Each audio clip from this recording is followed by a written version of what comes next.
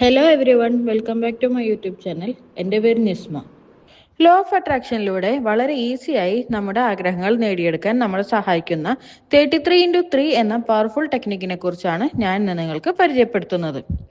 55x5 ടെക്നിക്കിനെ കുറിച്ച് ഞാൻ മുമ്പ് ഒരു വീഡിയോ ചെയ്തിരുന്നു. അത് കാണാത്തവർക്കായി അതിൻ്റെ ലിങ്ക് ഞാൻ ഡിസ്ക്രിപ്ഷൻ ബോക്സിൽ ഷെയർ ചെയ്യുന്നതാണ്.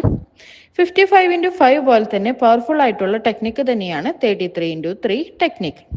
3 എന്ന നമ്പർ ഒരു ഡിവൈൻ നമ്പർ ആണെന്ന് 369 ടെക്നിക്കിനെ കുറിച്ചുള്ള വീഡിയോയിൽ ഞാൻ പറഞ്ഞിരുന്നു. ആ വീഡിയോ കാണാത്തവർക്കായി അതിൻ്റെ ലിങ്കും ഞാൻ ഡിസ്ക്രിപ്ഷൻ ബോക്സിൽ ഷെയർ ചെയ്യുന്നതാണ്. ഇനി നമുക്ക് നമ്മുടെ വീഡിയോയിലോട്ട് വരാം. ഇനി 33x3 ടെക്നിക്ക് എങ്ങനെയാണ് ചെയ്യുന്നതെന്ന് നമുക്ക് നോക്കാം. അതിൻ്റെ കീ സ്റ്റെപ്പ് എന്ന് പറയുന്നത്, നമുക്ക് എന്താണ് വേണ്ടത് എന്ന് ഒരു ആഗ്രഹം ആദ്യം തന്നെ സെലക്ട് ചെയ്യുക. അത് സാധിച്ചതായി ഗ്രാറ്റിറ്റ്യൂഡ് പറഞ്ഞുകൊണ്ട് ഒരു അഫർമേഷൻ നമ്മുടെ ജേണലിൽ തയ്യാറാക്കുക. ഒരു ഉദാഹരണം നമുക്ക് നോക്കാം. എനിക്കിപ്പോൾ BMW 520D M Sport വാങ്ങാനാണ് ആഗ്രഹം എന്നുണ്ടെങ്കിൽ ഞാൻ എഴുതേണ്ട അഫർമേഷൻ ഇങ്ങനെയാണ്: എനിക്ക് BMW 520D M Sport വാങ്ങാൻ സാധിച്ചതിന് പ്രപഞ്ചശക്തിക്ക് നന്ദി. ഞാനിപ്പോൾ കാറ് എന്ന് പറഞ്ഞത് കൊണ്ട് കാറ് മാത്രമല്ല, കാറ് എന്ന സ്ഥാനത്ത് നിങ്ങളുടെ ഏത് ആഗ്രഹവും വേണമെന്നുണ്ടെങ്കിലും എഴുതാവുന്നതാണ്.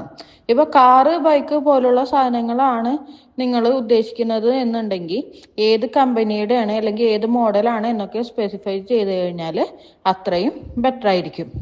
അതേപോലെ പ്രപഞ്ചശക്തിക്ക് നന്ദി എന്ന് ഉപയോഗിക്കുന്നതിന് പകരം നിങ്ങൾ ഏത് ശക്തിയിലാണോ വിശ്വസിക്കുന്നത് ആ ശക്തിക്ക് നന്ദി എന്ന് വേണമെങ്കിലും പറയാം. ഇങ്ങനെ ഒരു ഗ്രാറ്റിറ്റ്യൂഡ് അഫർമേഷൻ സെറ്റ് ചെയ്തതിന് ശേഷം കണ്ടിന്യൂസ് ആയിട്ട് 3 ദിവസവും 33 തവണ വെച്ച് എഴുതുക. അതായത് 3 ദിവസം കൂടി ചേർത്തിട്ട് 33 തവണയല്ല, ഓരോ ദിവസവും 33 തവണ എഴുതണം. ഓരോ തവണ എഴുതുമ്പോഴും അഫർമേഷൻസ് മനസ്സിൽ പറഞ്ഞുകൊണ്ട് ആ ആഗ്രഹം നടന്നതായി വിഷ്വലൈസ് ചെയ്ത് ആ സമയത്ത് നമുക്കുണ്ടാകുന്ന ആ ഒരു ഫീല് ക്രിയേറ്റ് ചെയ്തുകൊണ്ടാണ് നമ്മളത് എഴുതേണ്ടത്. പിന്നെ ശ്രദ്ധിക്കേണ്ട ഒരു കാര്യം എന്ന് പറഞ്ഞിട്ടുണ്ടെങ്കിൽ എല്ലാ ദിവസവും കൃത്യസമയത്ത് തന്നെ എഴുതാൻ ശ്രമിക്കണം. അതായത് ഇന്ന് രാവിലെ 10 മണിക്കാണ് നമ്മൾ ചെയ്തു തുടങ്ങുന്നത് എന്നുണ്ടെങ്കിൽ പിറ്റേന്ന് രാവിലെ 10 മണിക്ക് തന്നെ ആ പ്രാക്ടീസ് എഴുതണം. നമ്മൾ എപ്പോഴും കൺസിസ്റ്റൻ്റ് ആയിട്ട് പോസിറ്റീവ് എനർജിയോടുകൂടി ഹയർ വൈബ്രേഷനിൽ ഇരുന്നാൽ മാത്രമേ നമ്മൾ എന്ത് ആഗ്രഹത്തിന് വേണ്ടിയിട്ട് എന്ത് പ്രാക്ടീസ് ചെയ്താലും അതിൽ നിന്ന് നമുക്ക് റിസൾട്ട് കിട്ടുള്ളൂ. കൺസിസ്റ്റൻ്റ് ആയിട്ട് ഒരേ സമയത്ത് തന്നെ നമ്മൾ same energy vibration subconscious മൈൻഡിലോട്ട് കൊടുത്തുകൊണ്ടിരിക്കുമ്പോൾ, അത് റിപ്പീറ്റ് ആയിട്ട് നമ്മൾ കൊടുത്തുകൊണ്ടിരിക്കുമ്പോൾ ഇത് പെട്ടെന്ന് ആക്സെപ്റ്റ് ചെയ്യും. അപ്പോൾ 3 ദിവസം കഴിഞ്ഞ് കഴിഞ്ഞാൽ നമ്മൾ ഇത് ലെറ്റ് ഇറ്റ് ഗോ ചെയ്യണം.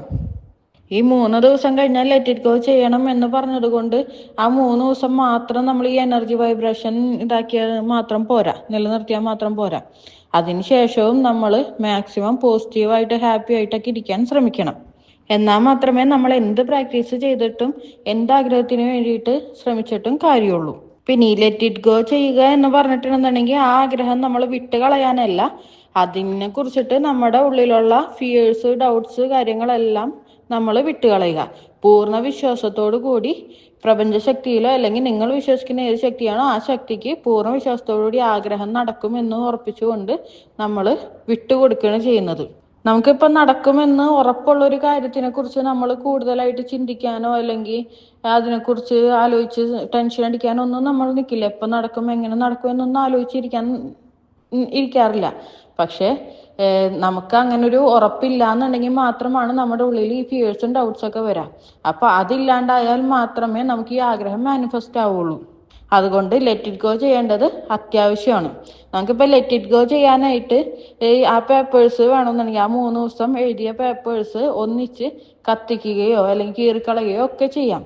നമ്മളുടെ മനസ്സിന് എന്തെന്നാണോ സാറ്റിസ്ഫാക്ഷൻ തരുന്നത്, ലെറ്റ് ഇറ്റ് ഗോ ചെയ്തതായിട്ട് നമ്മുടെ മനസ്സിന് സാറ്റിസ്ഫാക്ഷൻ തരുന്നത് ആ രീതി നമുക്ക് തിരഞ്ഞെടുക്കാം.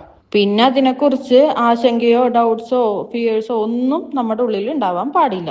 പൂർണ്ണ വിശ്വാസത്തോടുകൂടി മറ്റു കാര്യങ്ങളിലോട്ട് നമ്മൾ ഫോക്കസ് ചെയ്യുക. വീഡിയോ ഇഷ്ടമായി ലൈക്ക് ചെയ്യുക, കമൻറ്റ് ചെയ്യുക, സബ്സ്ക്രൈബ് ചെയ്ത് സപ്പോർട്ട് ചെയ്യുക. Thank you all and happy manifesting.